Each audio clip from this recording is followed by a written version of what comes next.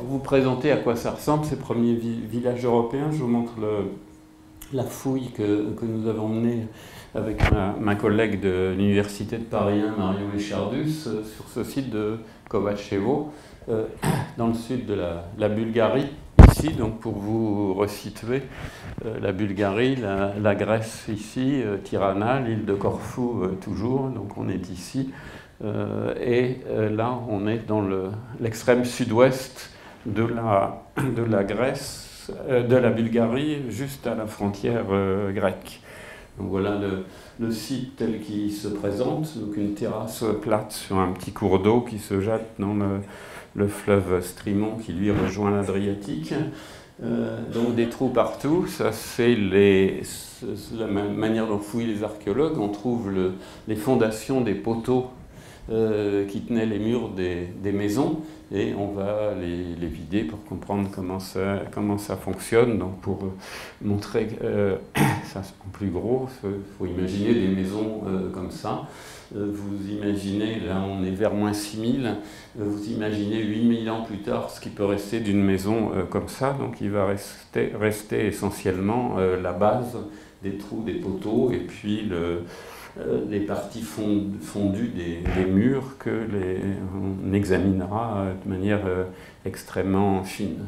Donc voilà, c'est plus ancienne poterie européenne, avec ces décors très systématiques, géométriques, et on a des fois mis en relation ce côté très géométrique avec cette relation justement à l'espace et à la nature que suppose l'agriculture et l'élevage, ce quadrillage et cet enfermement de la nature. Alors voilà des haches de la pierre polie. Donc je vous disais que jadis on disait le néolithique c'est l'âge de la pierre polie, mais on a des pierres polies avant le néolithique dans certaines régions du monde. Et ces haches servaient donc à couper le bois, ce qu'on peut trouver quand on examine au microscope les traces d'utilisation. Et parallèlement à la pierre polie, donc qui servait comme ça pour couper les arbres, notamment pour les poteaux des murs. Vous avez aussi de la pierre taillée, donc là un éclat de silex qui en réalité fait à peu près 3 cm, donc on est toujours dans la pierre taillée. Il faut d'abord tailler la pierre avant de la polir, et on va insérer ces morceaux de silex pour former une faucille dans un bois de serre qu'on va fendre, et dans lequel, avec de la résine d'arbre, on va coller ces éléments de faucille, et on va observer là encore au microscope les traces qui confirment que ça servait bien à couper. Donc une économie fondée du côté du végétal, essentiellement sur le blé et sur l'orge. Là les zones justement qui montrent ces traces de coupe des céréales. Alors différents types d'objets ici, c'est des espèces de petits tampons qui servaient à imprimer de la couleur, peut-être sur le corps ou soit sur des textiles qui sont très caractéristiques de cette période et qu'on trouve aussi bien en Turquie que dans les Balkans, ce qui prouve bien aussi le mouvement de colonisation. Des figurines qui sont essentiellement des figurines féminines, en très grande majorité, avec une partie des caractères sexuels qui sont la plupart du temps exagérés, comme au Paléolithique. Donc il y a une sorte de continuité, mais pas seulement. Alors ça, je vous montrais le cas pour les Balkans, puisqu'on évoquait aussi la route le long des côtes de la Méditerranée, que j'ai évoqué aussi très brièvement dans le petit éditorial. Eh bien, un des points les plus connus, justement, c'est celui de Corfou. Donc là, on est au nord de l'île. Ça doit être à peu près, on doit être à peu près à ce niveau-là actuellement par rapport au bateau.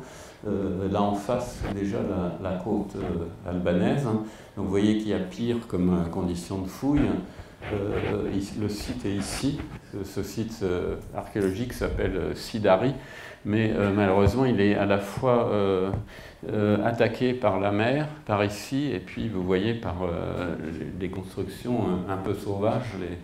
La réglementation d'urbanisme étant pas toujours très contraignante sur l'île de Corfou. Donc là, on a trouvé à gauche, vous voyez, de la poterie néolithique. À droite, c'est l'île voisine de Leucate qu'on a observé de loin hier, qui montre ses premières poteries de la côte méditerranéenne, qui, vous voyez, sont très différentes de celles qu'on voyait pour Kovačevo, qui étaient peintes. Celles-là sont uniquement pointillées. Et on a trouvé dans un lac au nord de l'Italie une pirogue en bois, qu'on appelle monoxyle, enfin dans un tronc d'arbre. Et celle-là, c'est une pirogue reconstituée par des archéologues qui sont amusés à naviguer et à montrer à quoi pouvaient ressembler ces premières embarcations qui ont servi à longer les côtes de la Méditerranée. Donc elle faisait une douzaine de mètres de long, telle qu'on l'a retrouvée dans ce lac. Donc changement radical, à la fois, enfin dans l'environnement, à la fois pour des causes naturelles. Ici, donc il part de 25 000, on est à 9 600.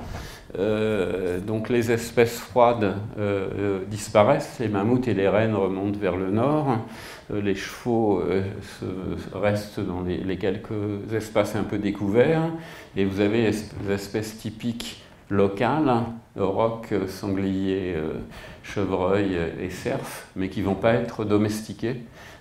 Les vaches domestiques qu'on retrouve sont tous, du point de vue de l'ADN, viennent du Proche-Orient, et vous avez remplacement progressif par ces espèces qui, elles, sont importées du Proche-Orient, par le chien qui existait, mais qui en grande partie, le chien néolithique, et également arrive du Proche-Orient.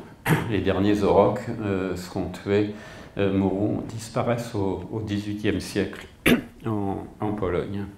Donc c'est une espèce qui n'existe plus. Il reste quand même quelques indigènes.